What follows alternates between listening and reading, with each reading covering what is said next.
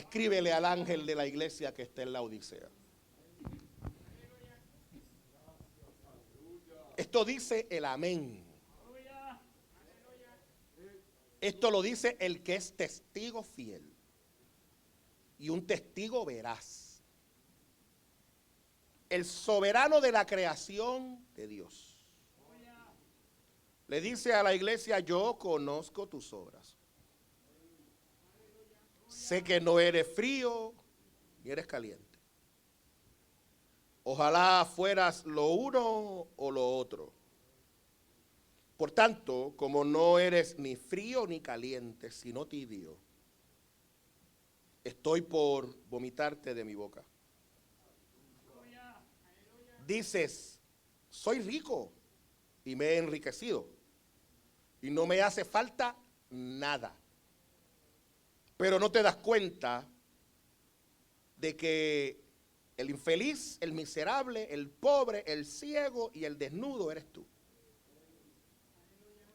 Por eso te aconsejo que de mí compres oro refinado por el fuego, para que no te hagas rico, o debo decir, para que te hagas rico. Ropas blancas para que te vistas y cubras tu vergüenza de desnudez, y colirio para que te lo pongas en los ojos y recobres la vista.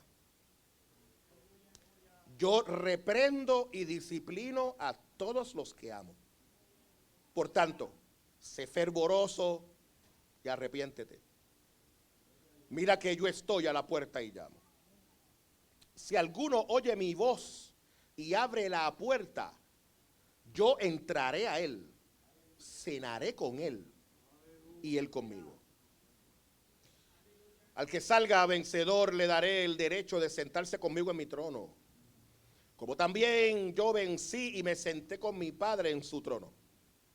El que tenga oídos, que oiga lo que el Espíritu dice a las iglesias. Esta es palabra de Dios. Puede tomar su asiento, hermanos y hermanas, los que están en las redes, en Facebook, un abrazo. Recuerde que este es el altar de la iglesia de Dios, el Rey de la Gloria. Les habla el pastor Jesús Semide, que por la gracia de Dios, junto a mi familia, el Señor nos ha sembrado aquí para poder servir en su reino. Este es el segundo sermón que predico en esta iglesia sobre lo que son las iglesias del Apocalipsis. Hace algunas semanas les hablaba sobre la iglesia de Éfeso. No sé cuántos de ustedes recuerdan. Les hablaba sobre la experiencia de volver al primer amor. Sobre retomar otra vez y empoderarnos de lo que Dios nos ha entregado.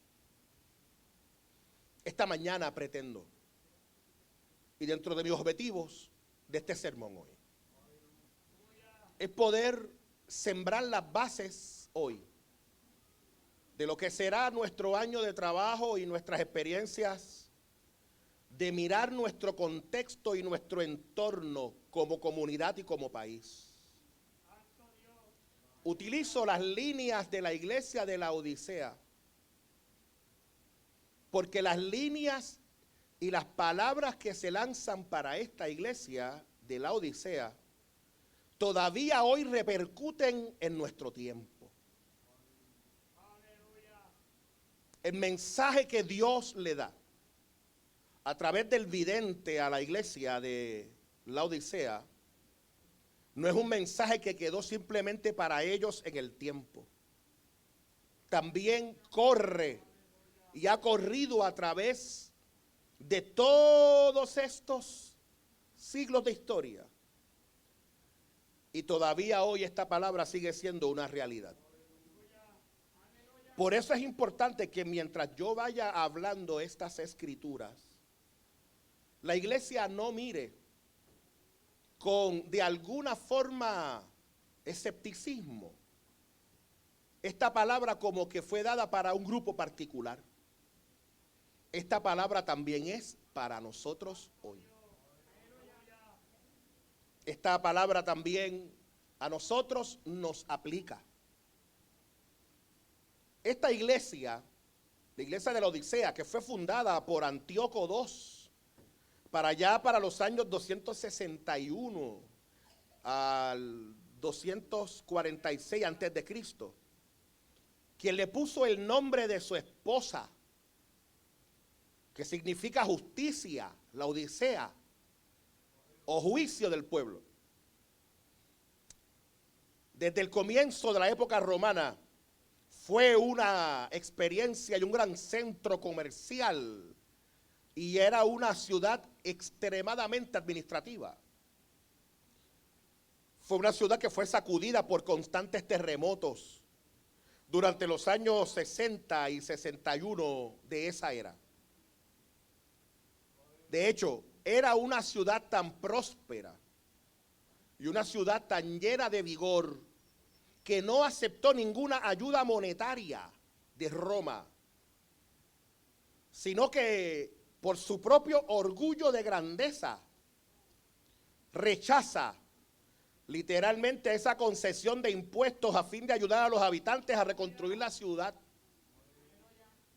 El carácter de esta ciudad es un carácter de una iglesia y de una ciudad con un gran orgullo patriótico y un gran orgullo del momento de su localidad.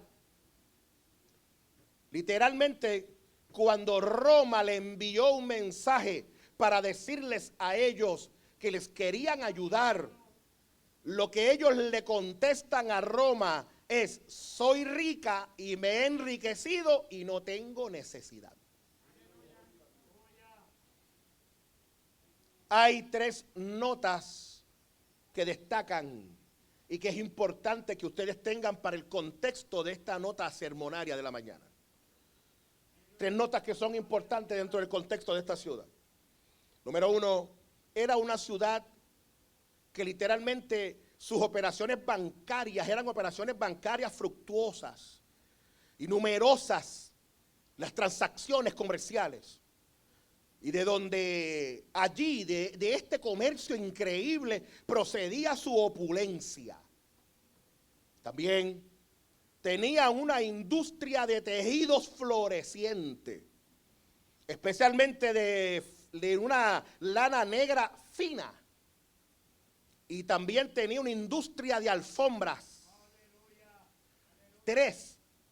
También era una ciudad que se destacaba porque era la sede de una prestigiosa escuela de medicina sobre una escuela de medicina, y donde de alguna manera oculistas como Suexis y Alejandro Filetes se mencionan en la historia como que fueron personas grandes que fueron producidos a través de esta escuela. En esta escuela se elaboraba un notable colirio para las infecciones oculares, especialmente usado para los viajeros procedentes del desierto. Esta iglesia de la Odisea probablemente fue fundada por un buen amigo llamado Éprafas. Yo no le pondría un nombre a un hijo mío así, pero se llamaba Éprafas. Éprafas de Colosas. En la ciudad había termas, teatros, estadios, había gimnasio. Esta ciudad fue construida, o fue destruida, debo decir, por completo en el año 1042 por el guerrero asiático Temur. En resumen de este contexto, su nombre era un nombre común para las mujeres, ya que Antíoco II le puso el nombre de su esposa. Era un centro bancario que poseía una gran riqueza. Estaba embellecida por hermosos templos y teatros. Disponía de una excelente y bien conocida escuela de medicina. La ciudad era famosa por su colirio para los ojos. Y también era reconocida por su industria de manufactura de ropas de lana negra brillante. En ese contexto, allí está la iglesia de la Odisea. En ese contexto se escucha la voz del vidente usado por Dios, donde le dice: dile al ángel de la iglesia que está allí en la Odisea. Háblale. Pero mira cómo comienza, Merky, Samito, cómo comienza esta introducción. Diles estas palabras, pero antes de decirles lo que te voy a mencionar, es importante que les diga que quien lo dice quien es el amén. Quien lo dice es el testigo fiel y veraz. Y el que lo dice es el soberano de la creación de Dios. Así que cuando el vidente comienza a hablar sobre el amén significa, por tanto, este amén significa firme, fiel. Como adverbio se utiliza como así sea. Entonces, Cristo es, pues, la garantía absoluta de la verdad divina en su condición de mediador entre único Dios y los hombres. Cuando Juan le dice, el vidente le está diciendo, dile a esta iglesia que el amén le está hablando. Le está hablando el que es fiel, el que en él mismo está la garantía de la victoria de todos nosotros. Él es la garantía absoluta de la verdad divina. Él es, frente a la inseguridad de los hombres, Él es la firmeza de los días. Mientras los hombres tiemblan, Él es el amén, aleluya. Oye, qué poderoso está eso. Él es el amén. Él es el amén de Dios. Es Cristo mismo quien le garantiza a la iglesia que los compromisos que Él ha hecho para ella serán cumplidos porque Él es el amén. Aleluya. Yo no sé cuántos pueden. Esto es para ya hacer un llamado inmediatamente al altar. Él es el amén. La Odisea era una iglesia cuya condición ciertamente vivía un fracaso espiritual. Es por esto que Dios le dice a la iglesia de la Odisea: es importante que ustedes sepan que ante la carencia de su espiritualidad, yo sigo siendo el amén. Y por encima de la infidelidad nuestra, yo haré que la iglesia sea victoriosa y poderosa. Dios le dice a la iglesia: yo soy el amén, el que restauro y afirmo lo que se extingue. Oh, aleluya, conforme a mis recursos en gloria. Yo soy el que hago un compromiso y he hecho un compromiso con la iglesia de edificar la iglesia, y ni las puertas del Hades podrán contra ella. Jesús mismo, el vidente utilizado por el mismo Dios, deja claro una cosa y le atribuye que quien le está hablando es el amén. Él es la veracidad de Dios frente a todos los ídolos. Él es quien yo puedo confiar. Él es quien es digno de ser creído. Él es, aleluya, en quien la iglesia tiene la garantía de estar seguro, porque el pacto que Él ha hecho, Él lo cumplirá, porque Él es el amén. Esto del amén es glorioso. El amén, que la palabra se deriva del verbo amán, que tiene que ver con sustentar, como soporte que da firmeza y seguridad. Y de ahí, ese verbo, debo decir, se forman otros vocablos bíblicos de amán, que vienen a construir una interesante familia de términos de esta misma raíz. Como por ejemplo, Amón, que viene y se traduce como arquitecto. Emuná, que tiene que ver con fe y fidelidad. Emet, que tiene que ver con verdad y seguridad. Omná, que tiene que ver con columna. También tiene que ver con educación, con decreto, con pacto confirmado.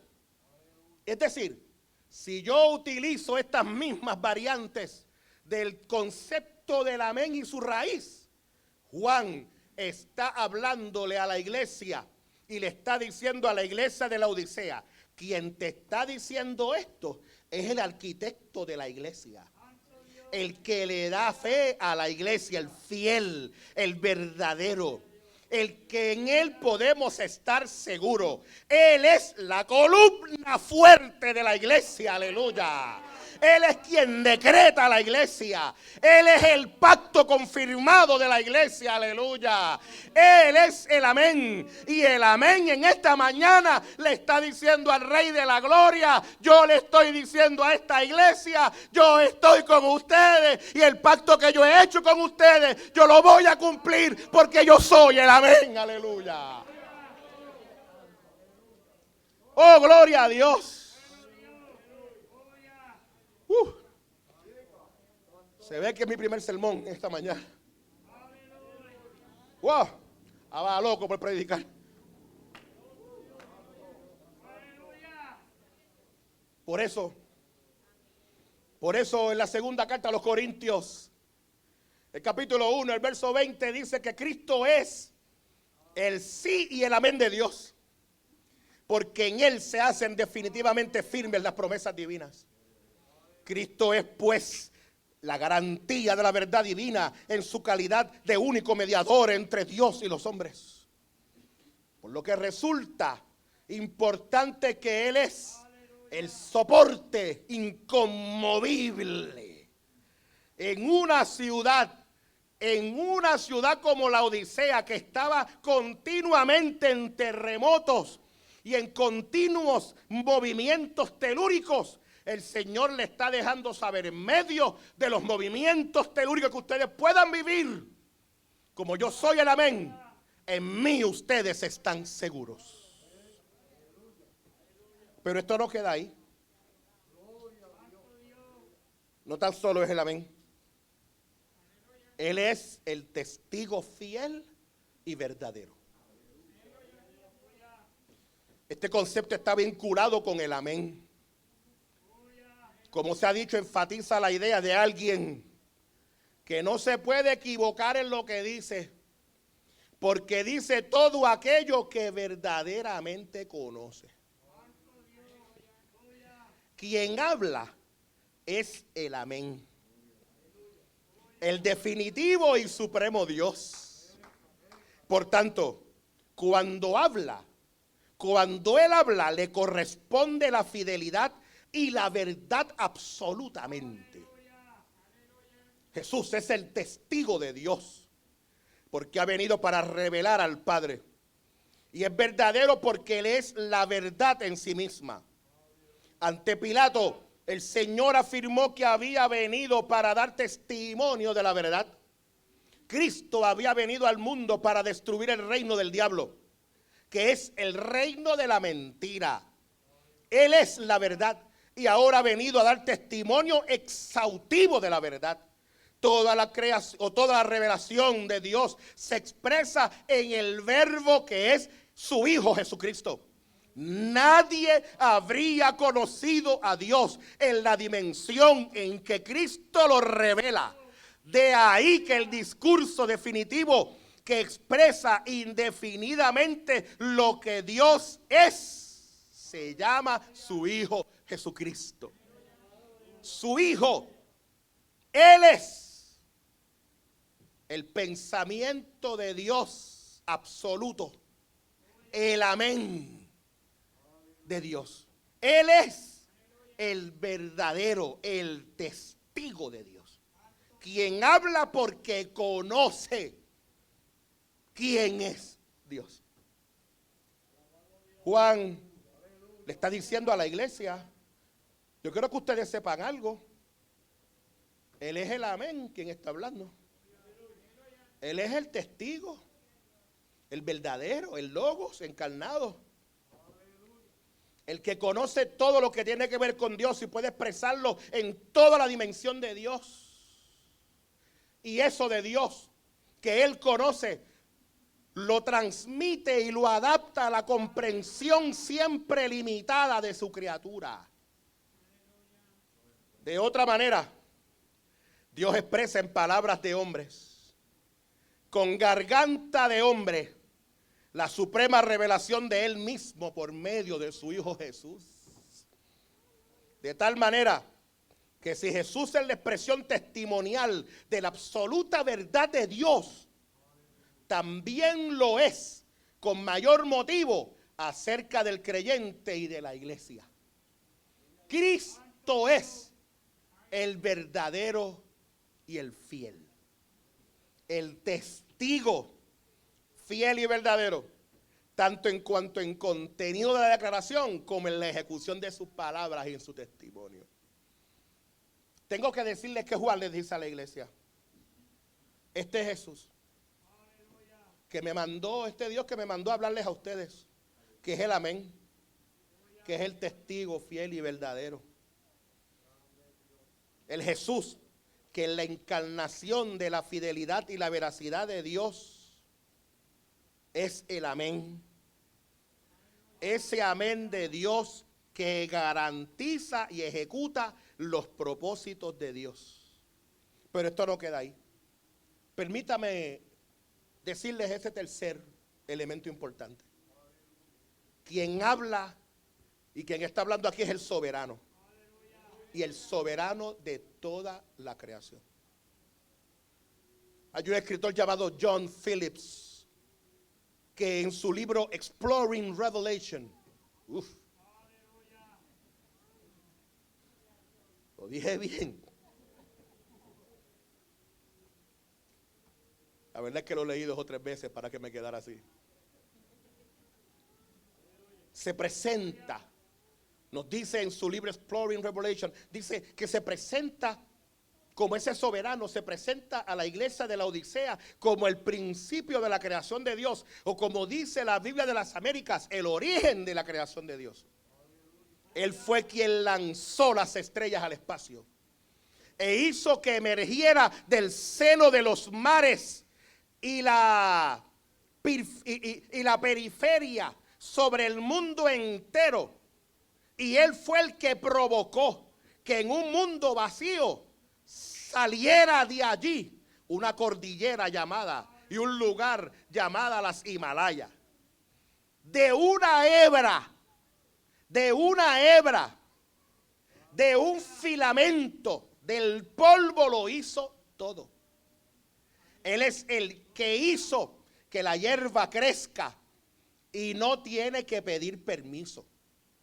Porque no hay nada que ocurra sin que Él no lo autorice, porque Él es el soberano. Él es el origen de la creación de Dios. El Cristo dinámico que cuida y controla todo.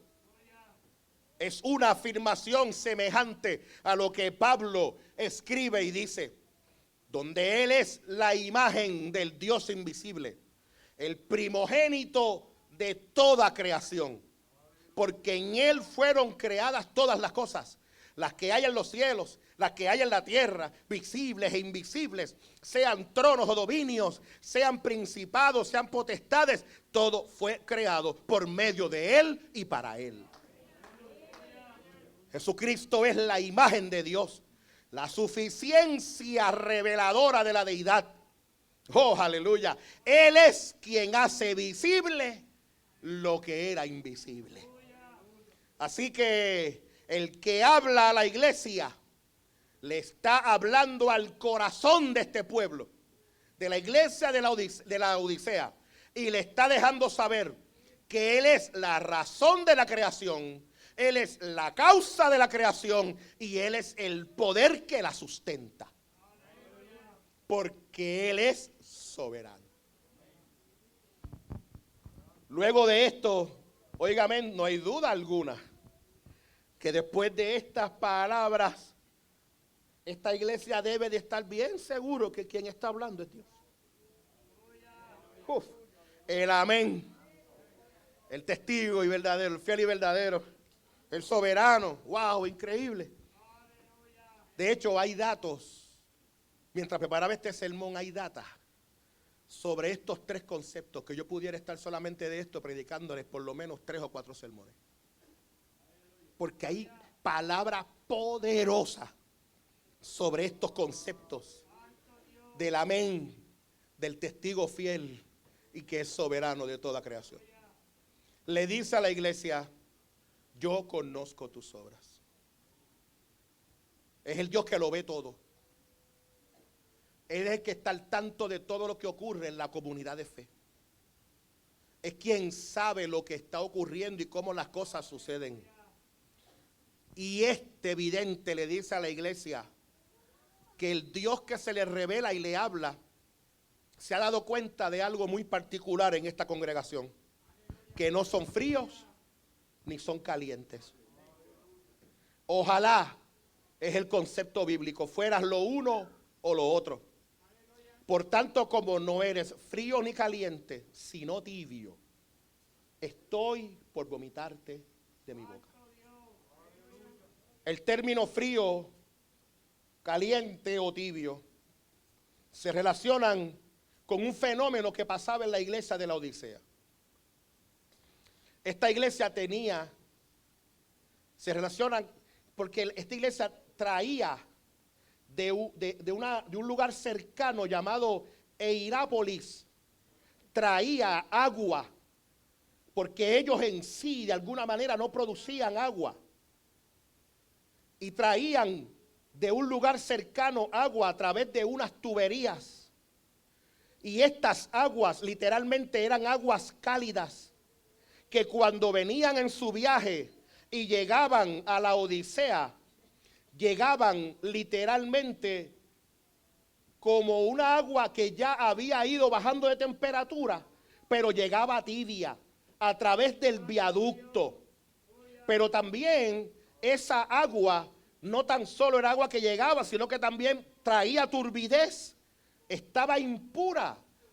Tú sabes, no estaba literalmente limpia.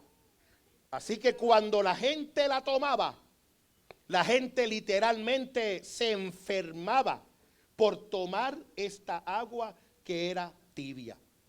Y no tan solo tibia, sino que también traía algunos elementos de suciedad en la misma. El vidente, usado por Dios, utiliza estas mismas situaciones en su contexto y les deja saber el cuadro horrible que tiene esta iglesia en términos espirituales. Es una iglesia que literalmente ni está fría ni está caliente. Óigame, tengo que hacer una aclaración en este concepto. En ningún lugar y de ninguna manera se está dejando en el pasaje claro, ni quiere decir que el Señor prefiere o a un ateo o a un fanático que a un cristiano tibio. Eso no es lo que dice la Escritura. Lo que el vidente le está presentando a la iglesia es la condición de la espiritualidad de aquella experiencia, de aquella comunidad de fe. Les está presentando la idea del Cristo que de alguna manera los ha hecho y los ha llenado de su espíritu. Y una iglesia que es llena de su espíritu no puede vivir una experiencia que no sea una experiencia de transformación y una experiencia de estar encendido en el poder del Espíritu. La iglesia tibia. Me gusta este comentarista cuando dice que la iglesia es tibia, cuando de alguna manera mezcla lo caliente y lo frío. Es una iglesia, dice este escritor, es una iglesia donde la verdad de Dios se diluye. Wow. La tibieza es el resultado de un elemento donde se diluyen lo frío y lo caliente. Literalmente este escritor presenta y dice que Este elemento de estar tibio literalmente es una experiencia donde la persona pudiera estar experimentando una vida que está en error.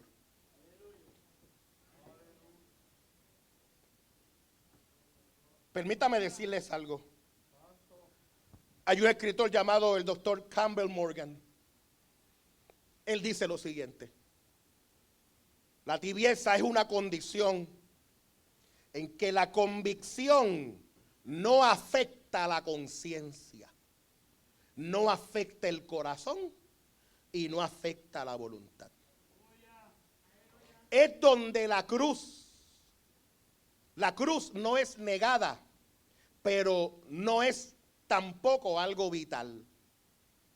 La cruz puede ser llevada como un adorno, como por desgracia se lleva hoy en demasiada frecuencia.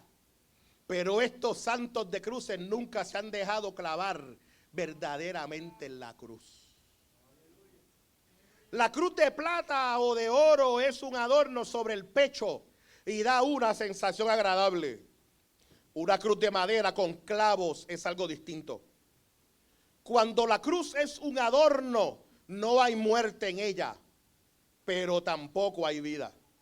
Cuando la cruz deja de ser un adorno y pasa a ser un instrumento de muerte, entonces hay pasión y acaba siendo una vida contagiosa. Por ejemplo, el pecado. El pecado, dice el autor. Sin duda, se admite el hecho del pecado, pero no se aborrece. Se habla del pecado como alguien digno de lástima, pero no se levanta un dedo para salvarle. El pecado es algo a lo que hay que objetar, quizás un defecto moral o una visión deformada, pero nunca un veneno, podredumbre y catastrófico. Son tibios en su credo y en su conducta. Este autor nos dice: hay que asombrarse si Cristo suspira y dice: prefiriera que seáis tibio o caliente. Este autor nos está presentando y nos está diciendo: cuando literalmente se juntan en lo frío y lo caliente, y se hace literalmente esa amalgama, y ya literalmente lo sagrado de Dios, aún ni el pecado tan siquiera puede provocar en la gente convicción. Este autor está diciendo: esta gente están tibios. Es una iglesia tibia. Cuando ni tan siquiera el pecado nos constriñe.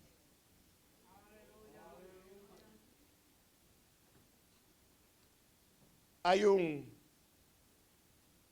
dicho que esta iglesia decía: yo soy rico y me he enriquecido y no me hace falta nada. El Señor le dice a esta iglesia de la Odisea: pero no te das cuenta de que es todo lo contrario. Eres infeliz, miserable, pobre, ciego y desnudo. Por eso yo te estoy dando un consejo. Y el vidente, utilizado por la mano providencial de Dios, le dice a esta iglesia: es importante que ustedes compren oro refinado por el fuego, para que entonces sean ricos. Ropas blancas para que te vistas y cubras la vergüenza de tu desnudez. Y colirio para que lo pongas en tus ojos y recobres la vista. El Señor le está presentando a esta iglesia: la tibieza lleva al descalabro a las iglesias. Esta iglesia está siendo literalmente llevada a un momento crucial y de confrontación, donde se le confronta y le dice: no te quiero tibia, necesito que estés caliente. La tibieza es un mal que debemos erradicar. Voy a hacer aquí un paréntesis en mis notas Y lo tengo aquí escrito. Iglesia querida, y a los que me están viendo a través de Facebook, vengo a decirles a ustedes y a mirar a los ojos a esta congregación. No vamos a poder lograr lo que deseamos como iglesia lograr si estamos tibios.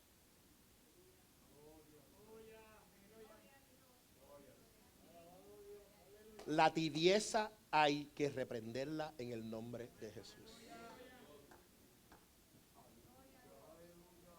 Hay que salirnos del marasmo donde posiblemente hemos caído.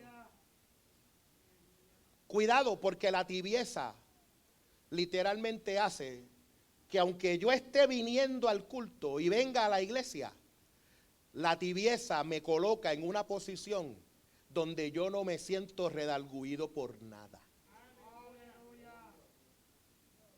Es donde no es nada malo.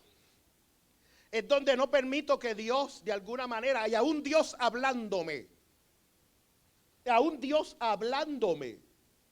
yo simplemente paso de largo lo que Dios me está diciendo y lo justifico con cualquier otra cosa.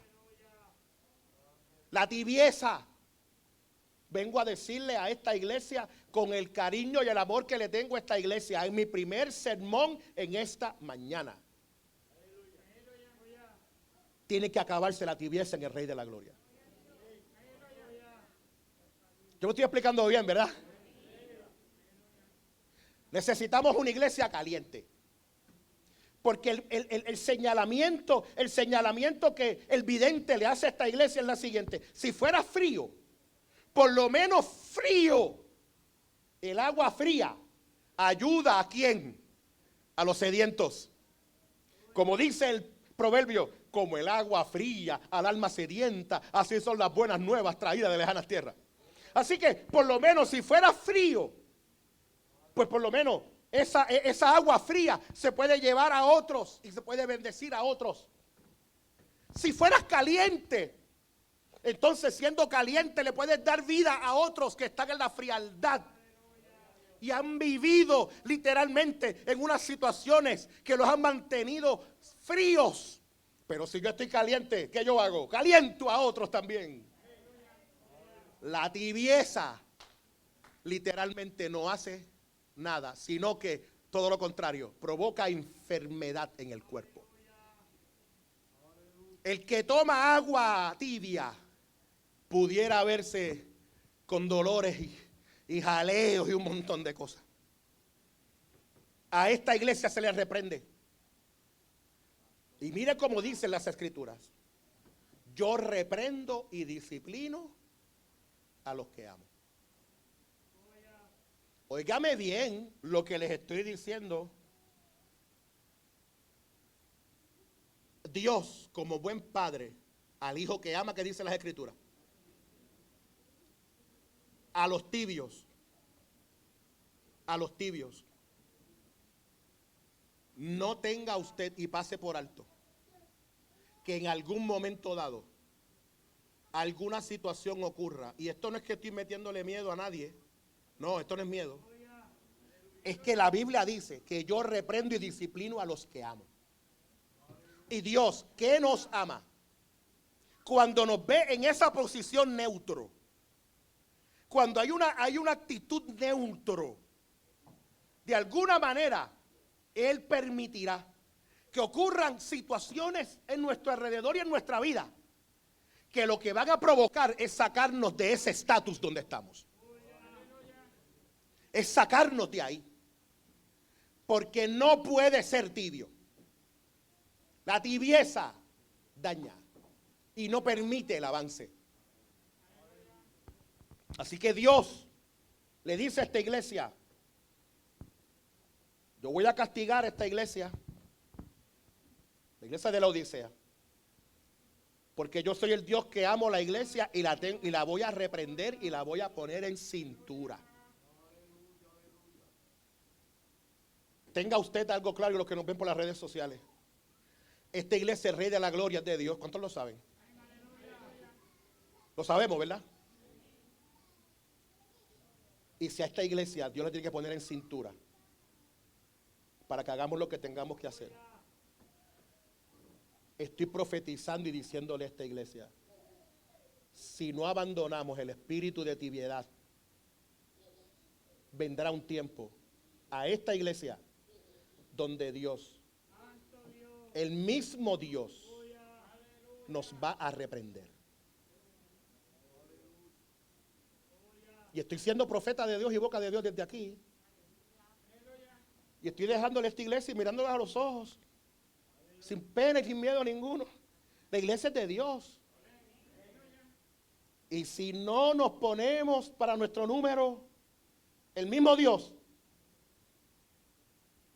va a venir sobre nosotros y nos va a decir,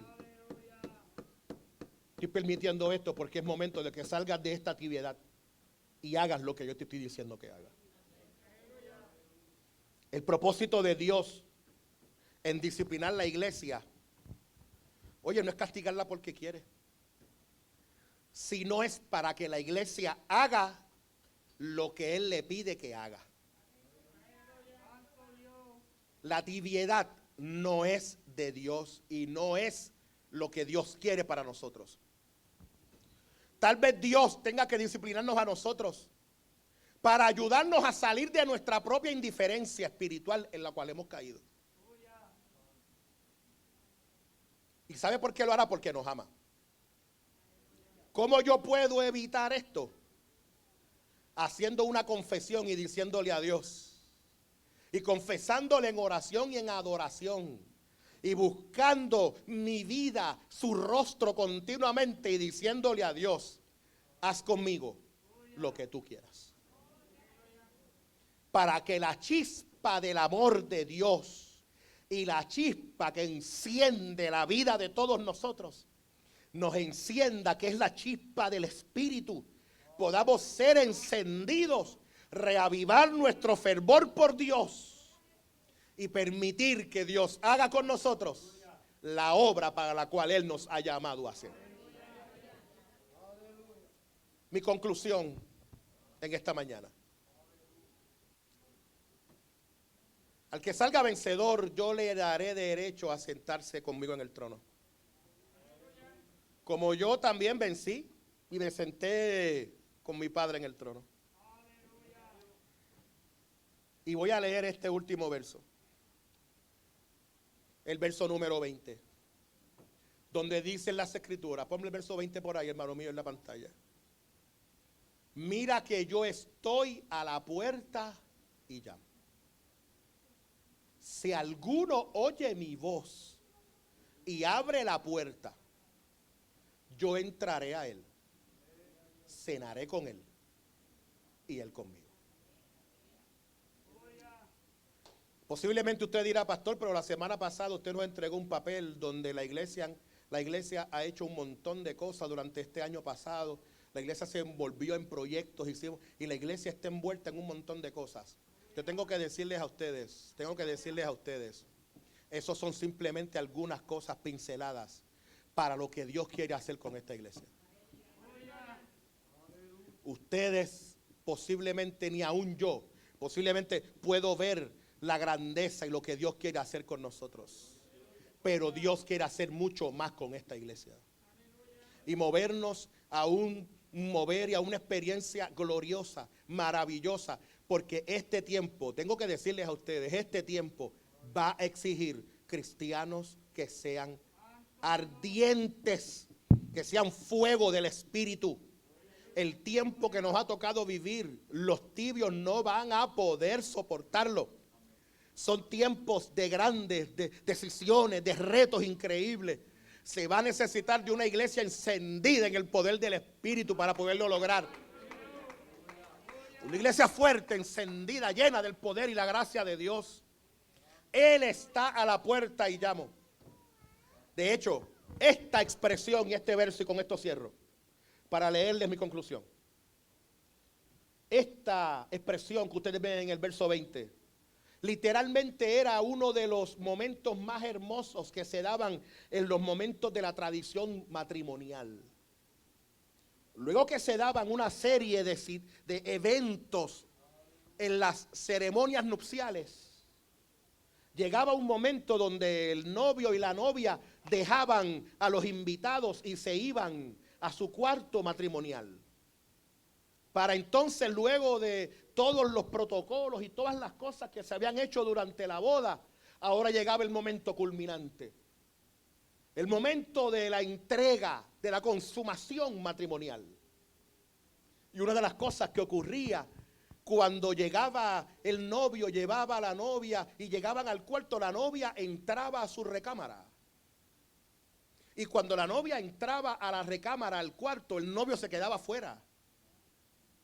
Y el novio, mientras está afuera, le tocaba una primera vez para que lo dejara entrar la novia, y la novia no lo dejaba entrar.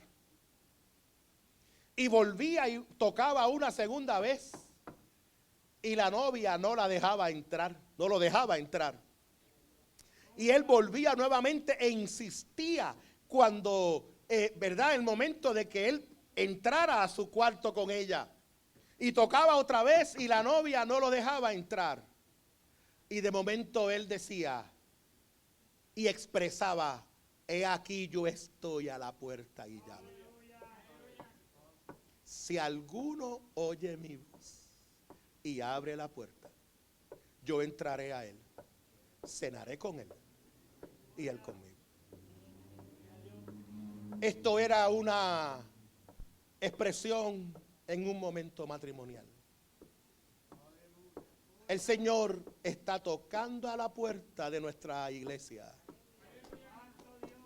y nos está diciendo al Rey de la Gloria: he aquí yo estoy a la puerta tocando. Déjame entrar. Yo estoy a la puerta y llamo. Si alguno oye mi voz y abre, déjame entrar.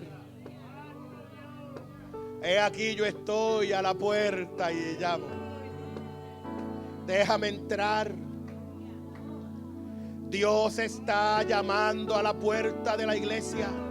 A la iglesia, el Rey de la Gloria, Dios le está tocando a la puerta y le está diciendo: yo estoy a la puerta y llamo. Si alguno oye mi voz.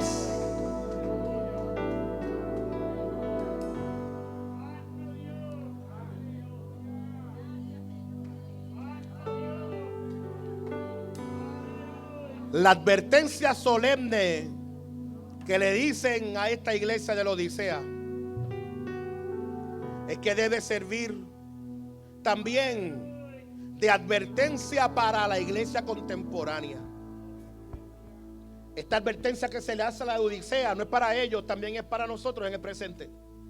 La tibieza espiritual es aborrecida por Dios. La falta de compromiso en su obra es evidencia de falta de seguimiento con el Señor. Cualquier condición es mejor que la tibieza nauseabunda. Una situación de tibieza tanto en relación con los hermanos, pero también en relación con Cristo, produce desagrado al Señor que puede derivar en un juicio. Hay un escritor, y cierro, se llama Barchuk. Él dice: deberían meditar sobre estas palabras los cristianos de nuestros días, porque estas palabras del Señor corresponden a nuestro periodo también. Pensáis de vosotros mismos que no sois ateos, pero es que resulta difícil también llamarlos hijos de Dios. Parecéis como no estar en el mundo, pero miráis siempre al mundo al igual que la mujer de Lot. Vuestras almas están como divididas en dos. En el templo sois santos, pero afuera mundanos. Debido a que no se puede servir a Dios y a Mamón, las almas así divididas se han enfriado para Dios, mientras que se inclinan cada vez más a Mamón, al mundo. Tales creyentes no pueden agradar a Dios. Y esta es palabra de Dios.